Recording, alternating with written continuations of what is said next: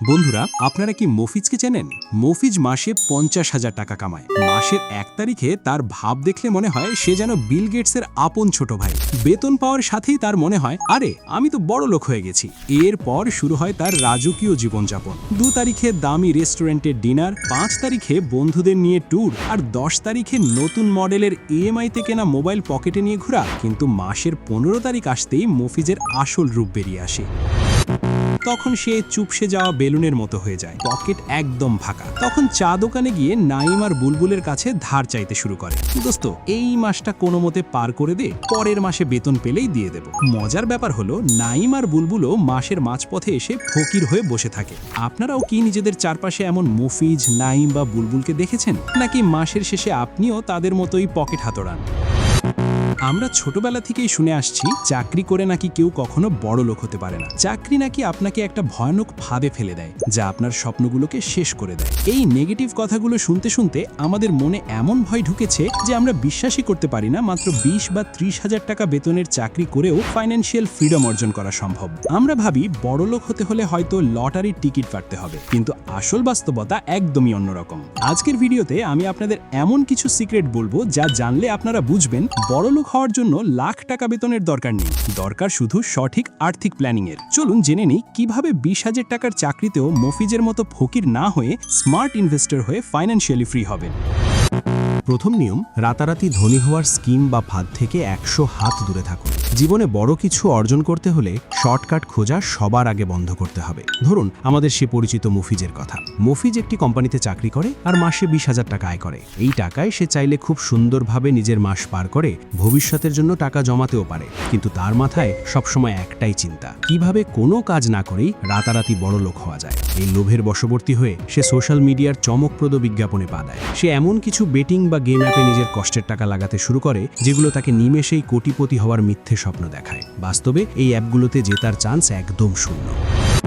প্রথম দিকে হয়তো মফিজ 2-1 বার কিছু টাকা জিতেছিল, কিন্তু এরপর থেকে সে শুধু হারতে থাকে। যখন তার জমানো সব টাকা শেষ হয়ে যায় তখন সে ভাবে হারানো টাকাটা যে করে হোক রিকভার করতেই হবে। এই আশায় সে দৌড়ে যায় তার বন্ধু নাইম আর বুলবুলের কাছে। তাদের নানা রকম ইমোশনাল কথা বলে টাকা ধার করে এনে সে আবার সেই অ্যাপে ঢালে। ফলাফল কি দাঁড়ায় জানেন? মফিজ তো পথে বসেই, সাথে নাইম আর বুলবুলের টাকাটাও পুরোপুরি গচ্চা যায়। এখন তিনজনই মাসের শেষে চায়ের দোকানে বসে ঋণের চিন্তায় মাথায় হাত দিয়ে বসে থাকে। বন্ধুরা, সম্পদের পাহাড় কখনো একদিনে তৈরি হয় না। শর্টকাট খুঁজতে গেলে আপনার বেতন লাখ টাকা হলেও মফিজ, নাইম আর বুলবুলের মতো আপনারও পকেট ফাঁকা হয়ে যাবে। তাই নিজের উপার্জনের সম্মান করতে শিখুন। দ্বিতীয় নিয়ম, স্যালারি নয়, স্যালারি সারপ্লাসে ফোকাস করুন। স্যালারি সারপ্লাস মানে হলো আপনি যা আয় করছেন তা থেকে আপনার সমস্ত খরচ বাদ দেওয়ার পর ঠিক কত টাকা আপনার পকেটে বা অ্যাকাউন্টে উদ্বৃত্ত থাকছে। ধরুন আপনার এক পরিচিত ব্যক্তি মাসে 20,000 টাকা আয় করে। সে খুব হিসেব করে চলে। মাসের শুরুতেই সে তার বাড়ি ভাড়া, কারেন্ট বিল, যাতায়াত এবং বাজারের জন্য 15,000 টাকা আলাদা করে রাখে। তার কোনো অহেতুক বা বাড়তি খরচ নেই। ফলে মাস শেষে সে খুব সহজেই 5,000 টাকা জমিয়ে ফেলে। অন্যদিকে আপনার আরেক পরিচিত ব্যক্তি মাসে 50,000 টাকা আয় করে। আয় বেশি বলে তার শখও অনেক বেশি। প্রতি উইকেন্ডে নামিদামি রেস্টুরেন্টে খাওয়া, বন্ধুদের সাথে পার্টি করা আর শপিং মলে নতুন কিছু দেখলেই সাথে সাথে কিনে ফেলা তার নিয়মিত অভ্যাস। মাসের শেষে দেখা যায় তার এই রাজকীয় সব খরচ মিটিয়ে সে কষ্টে সৃষ্টে মাত্র 2,000 টাকা জমাতে পারে। এখন আমাকে বলুন, এই দুজনের মধ্যে কে দ্রুত ধনী হবে? লং টার্মে কার কাছে বেশি টাকা থাকবে? উত্তরটা খুবই পরিষ্কার, প্রথম জন। কারণ ফাইন্যান্সিয়াল দুনিয়ায় আপনার আয় কত তার চেয়ে অনেক বেশি ম্যাটার করে আপনি মাস শেষে কত টাকা নিজের জন্য বাঁচাতে পারছেন। আপনি হয়তো ভাবছেন, তাহলে কি আমি আমার শখ পূরণ করব না? জীবনটা কি এভাবেই বোরিং কাটবে? অবশ্যই আপনি শখ পূরণ করবেন, কিন্তু একটা নিয়ম মেনে। আপনার সমস্ত শখ আর বিনোদনের খরচ যেন কখনোই আপনার মোট আয়ের 20%-এর বেশি না হয়। এই অভ্যাসটি একবার গড়ে তুলতে পারলেই আপনার ভেতর থেকে টাকা না থাকার ভয় চিরতরে দূর হয়ে যাবে। তৃতীয় নিয়ম, হেলথ ইন্স্যুরেন্স বা স্বাস্থ্য বীমাকে কখনো অবহেলা করবেন না।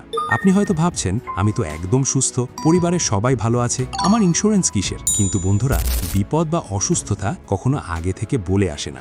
ধরুন আমার এক পরিচিত আত্মীয়ের কথা। কিছুদিন আগে পর্যন্ত তারা খুব সুন্দর ও সচ্ছল জীবন কাটাচ্ছিলেন, কিন্তু হঠাৎ একদিন তার স্ত্রীর মারাত্মক হার্ট অ্যাটাক হয়। অবস্থা খারাপ দেখে তাকে সাথে সাথে একটি দামি প্রাইভেট হাসপাতালে ভর্তি করতে হয়। এখন নিজের কাছের মানুষের এমন এমার্জেন্সি অবস্থায় কেউ কি আর টাকার হিসাব হিসাব করে তাকে বাঁচানোর জন্য ডাক্তাররা যত টাকার কথা বলতে লাগলো তারা কোনো চিন্তাভাবনা ছাড়াই তা খরচ করতে থাকলেন। এর ফলাফল কি হলো জানেন? মাত্র কয়েকদিনের চিকিৎসায় তাদের সারা জীবনের জমানো সব সেভিংস তো শেষ হলোই, উল্টো তাদের মাথার ওপর 6 লাখ টাকার বিশাল ঋণের বোঝা চেপে বসল।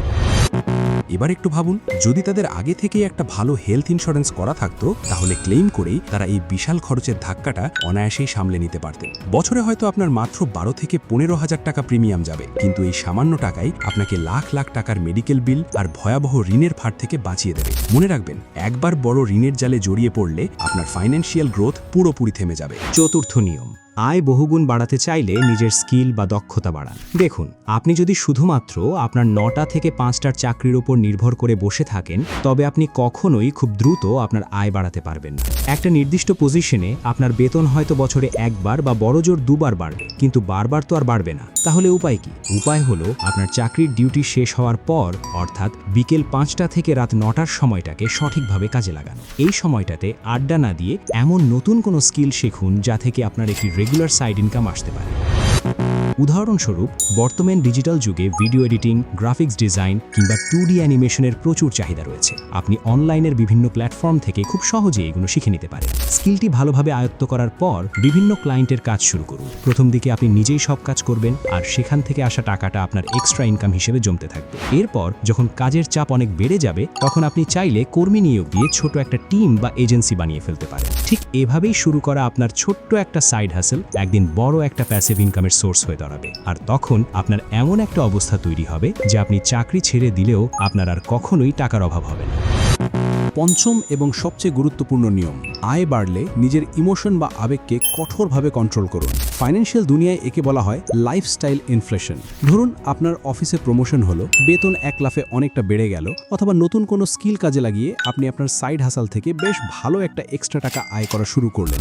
আমাদের বেশিরভাগ মানুষের ক্ষেত্রেই যেটা হয়, পকেটে একটু বাড়তি টাকা আসলেই আমরা উত্তেজনায় পাগল হয়ে যাই। আমরা তখন ভাবতে শুরু করি, এখন তো আমি অনেক টাকা কামাচ্ছি, তাহলে একটু দামি ব্র্যান্ডের নতুন ফোন কিনি, অথবা ইএমআইতে একটা ঝা চকচকে বাইক নিয়ে নিই, কিংবা প্রতি উইকেন্ডে নামি দামি রেস্টুরেন্টে খাওয়া দাওয়া করি। এই জিনিসগুলো হয়তো কয়েকদিনের জন্য আপনাকে দারুণ আনন্দ দেবে, সমাজে আপনার একটা স্ট্যাটাস তৈরি করবে বলে আপনার মনে হতে পারে, কিন্তু আসল সত্যিটা হলো দীর্ঘমেয়াদে এগুলো আপনার ক্যাশ ফ্লো পুরোপুরি ধ্বংস করে দেবে। কারণ এগুলো হলো লায়াবিলিটি বা দায়, যা আপনার পকেট থেকে শুধু টাকা বের করে নেবে। তাই বুদ্ধিমান মানুষের কাজ হলো অতিরিক্ত টাকা এলে লাইফস্টাইল বা খরচ না বাড়িয়ে নিজের আবেগকে আটকে রাখা। আপনার এই বাড়তি আয়টাকে মিউচুয়াল ফান্ড বা এসআইপিতে নিয়মিত ইনভেস্ট করুন, যাতে দীর্ঘমেয়াদে কম্পাউন্ডিংয়ের জাদুতে আপনার জমানো টাকা আপনার হয়ে কাজ করে এবং ভবিষ্যতে আপনাকে বিশাল রিটার্ন এনে দেয়। বন্ধুরা, এই 5টি নিয়ম শুধু শোনার জন্য নয়, আজ থেকেই নিজের জীবনে কাজে লাগানোর চেষ্টা করুন। আপনি যদি এখনও কনফিউজ থাকেন যে অল্প বেতনে কিভাবে সঠিকভাবে টাকা জমানো শুরু করবেন, তাহলে আমাদের আগের ভিডিওটি এখনই দেখতে পারেন। ওপরে আই বাটনে এবং ভিডিওর ডেসক্রিপশনে আমি লিংক দিয়ে দিয়েছি। এই ভিডিওটি শেষ করেই ওটা অবশ্যই দেখে নেবেন। আজকের ভিডিওটি যদি আপনার একটুও কাজে এসে থাকে, তাহলে একটি লাইক করে দিন। আমাদের টেলিগ্রাম চ্যানেলের লিংক ডেসক্রিপশনে দেওয়া আছে, সেখানেও যুক্ত হয়ে যান। এমন আরও দারুণ সব ফাইন্যান্সিয়াল ও মোটিভেশনাল ভিডিও পেতে চ্যানেলটি সাবস্ক্রাইব করে বেল আইকনটি বাজিয়ে দিন। দেখা হচ্ছে নতুন কোনো ভিডিওতে। ভালো থাকবেন।